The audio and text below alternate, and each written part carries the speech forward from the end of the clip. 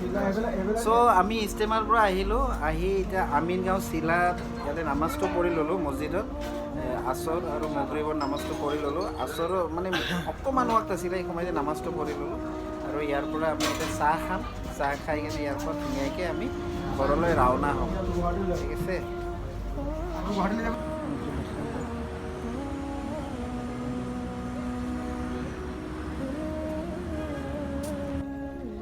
আসসালামু আলাইকুম, মোৰ নাম আতিকুল ইছলাম আৰু আপোনালোক সকলোকে স্বাগতম জনাইছোঁ মোৰ YouTube channel travel with Atikul vlog. আজি আমি আহিছোঁ ইষ্টেমাত, ৰঙিয়া শ'লমাৰী ইষ্টেমাত। ইয়াতে বহুত ডাঙৰ, প্ৰায় 1000 বিঘা মাটিত ইষ্টেমা হ'ব ইনশাআল্লাহ আপোনালোকৰ দোৱাত। ফেব্ৰুৱাৰী মাহত আৰম্ভ হ'ব।